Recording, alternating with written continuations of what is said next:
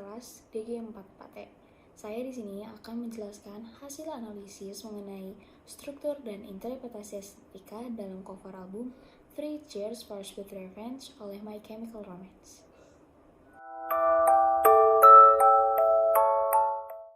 Sebelum ke analisisnya, saya akan menjelaskan pengertian estetika dan strukturnya terlebih dahulu.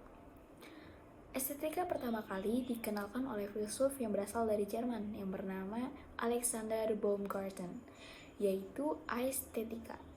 Dan secara etimologis, estetika berasal dari bahasa Yunani, aesthetikos, yang artinya berkenan dengan persepsi atau dapat dikatakan berkenan dengan pandangan seseorang.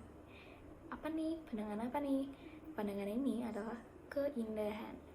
Keindahan merupakan aspek yang dapat dibilang penting dalam kehidupan kita, karena kita memerlukan keindahan, karena itu tuh suatu wujud renungan yang dapat mengingatkan diri kita pada kehidupan.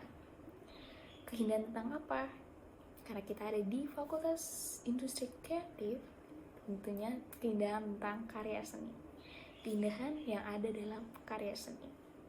Jadi dapat dikatakan estetika merupakan ilmu yang berusaha membahas, mempelajari, atau mengkaji tentang keindahan yang terdapat dalam karya seni.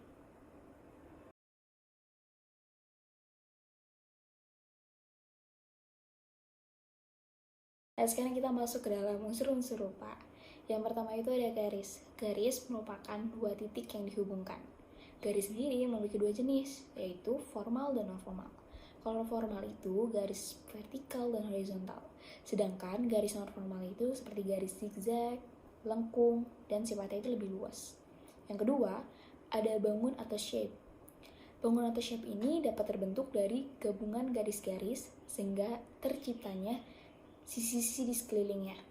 Tidak hanya garis saja yang dapat menciptakan sebuah bangun dan shape, tapi warna pun juga ikut bisa. Yang ketiga, ada tekstur. Tekstur adalah suatu permukaan yang dapat menciptakan rasa ketika diraba oleh indera peraba, yaitu tangan. Yang keempat, ada ruang dan waktu. Ruang dan waktu ini merupakan wujud yang memiliki panjang, lebar, dan tinggi. Dan yang kelima, ada warna. Warna ini adalah aspek penting dalam karya seni karena untuk menimbulkan kesan karya seni itu lebih hidup. Dan menurut Darsono ada 3 peran penting warna. Yang pertama itu warna sebagai warna. Jadi warna hanya warna, tidak mengandung makna atau simbol apapun.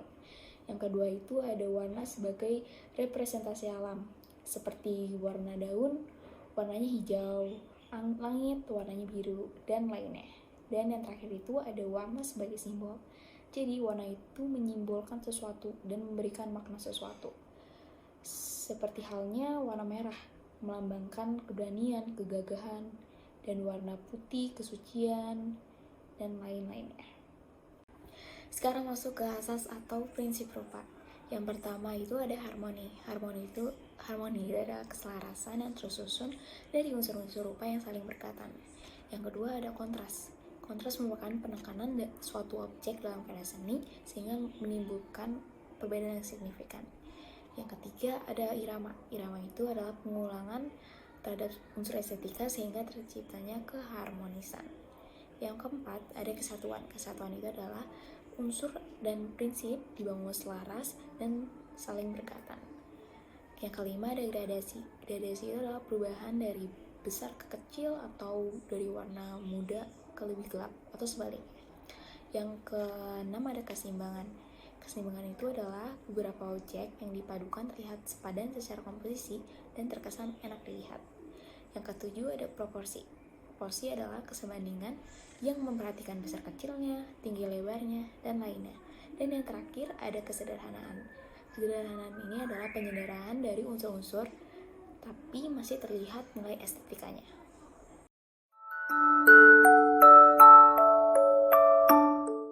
Sekarang masuk ke bagian analisisnya, tapi saya akan menjelaskan deskripsi karyanya terlebih dahulu.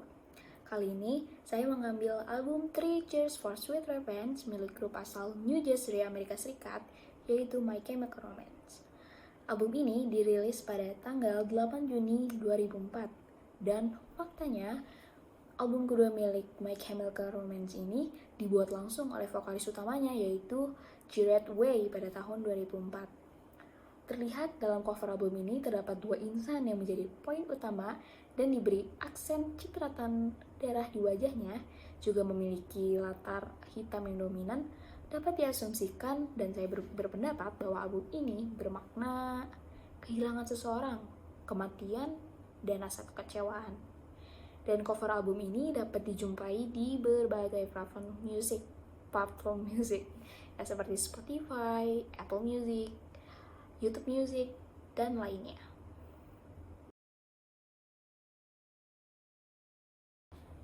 Nah, sekarang kita masuk ke bagian analisis strukturnya. Kita bakal bahas unsur-unsur rupanya terlebih dahulu. Nah, di sini pertama itu ada garis. Di sini ini menggunakan dua macam garis, yaitu garis formal dan garis non formal. Garis formal ini yang membentuk figur manusia yang ada di nomor 5. Nah, bagian rahangnya si cowok ini berbentuk seperti garis lurus, tapi arahnya diagonal, lebih diagonal. Dan untuk garis non formalnya ada di bagian leher si perempuan yang membentuk kalung dengan garis zigzag. Yang kedua ada warna. Di cover album ini memakai 3 warna, yaitu warna hitam, merah, dan putih. Terus yang ketiga ada bangun atau shape. Nah, gabungan garis formal tadi itu membentuk 2 figur manusia. Nah, ada di nomor 5. Yang keempat ada tekstur. Tekstur sini menggunakan tekstur semu, yang dimana tekstur semu ini dapat dirasakan ketika dilihat meskipun tidak diraba. Ada di bagian background, yaitu ada coretan spidol hitam yang bisa kita lihat di keseluruhan background. Dan di nomor 2 itu ada tekstur seperti darah, cipratan darah.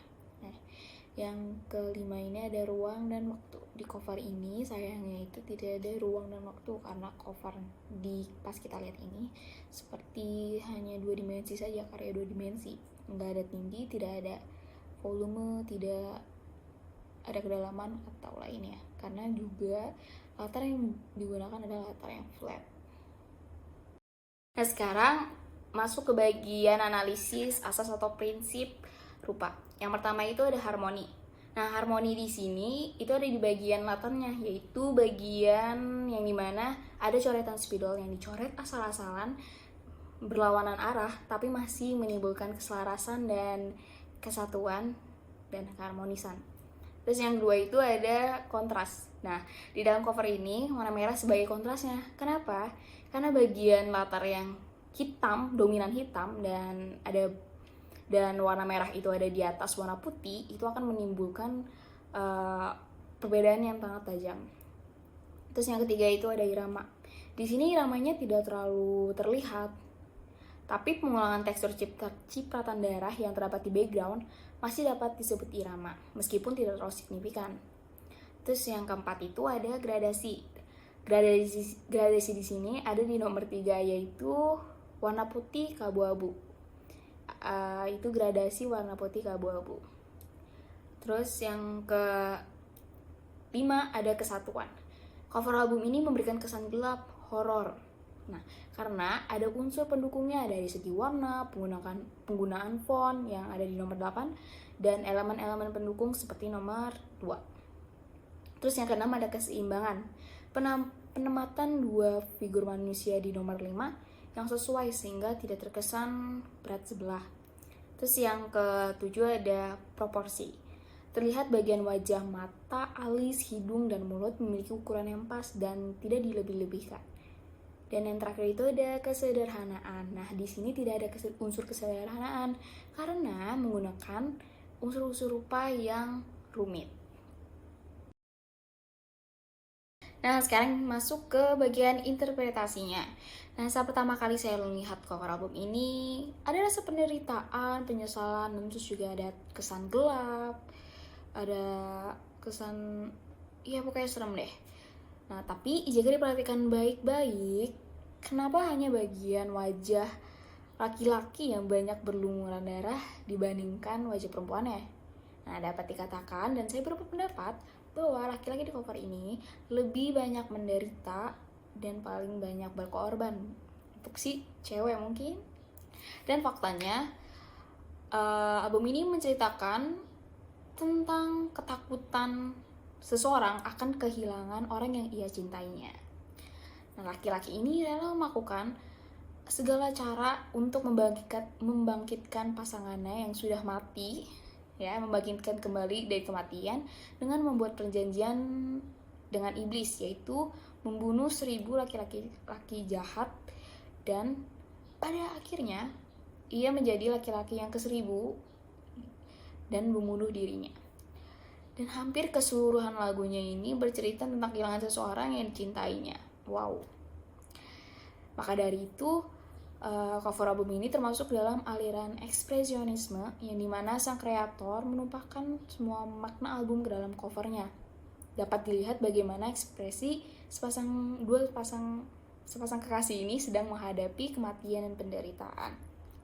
Tapi untuk pewarnaannya ini lebih ke aliran gotik modern ya, atau gotik zaman sekarang yang warnanya itu seperti vampir-vampir yang warnanya lebih gelap, tidak seperti aliran gotik pada zaman yang lalu. Dan di sini lebih gelap.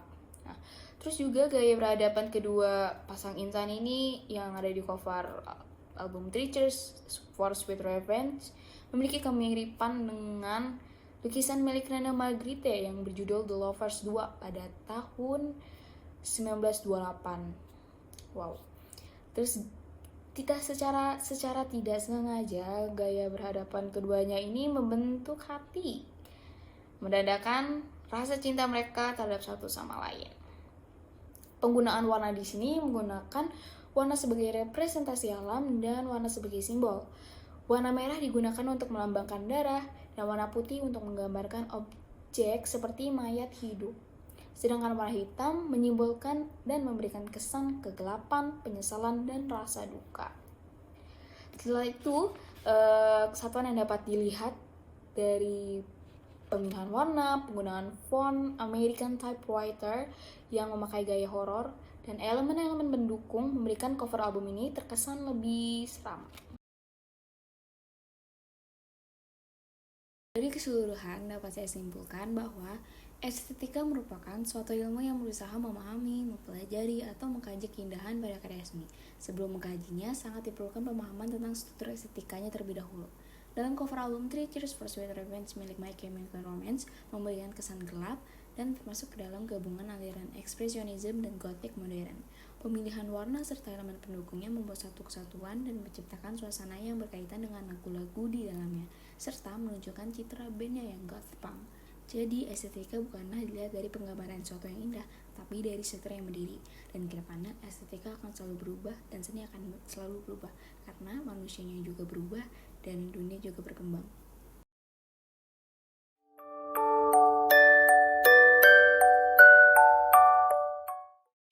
Itu tadi merupakan penjelasan tentang analisis dan interpretasi estetika dalam cover album milik My Chemical Romance. Mohon maaf jika masih kurang dalam analisisnya, semoga kedepannya saya bisa lebih baik lagi. Dan sekian dari saya, mohon maaf jika ada kesalahan kata atau ucapan. Saya Devi Ferwati, terima kasih. Wassalamualaikum warahmatullahi wabarakatuh.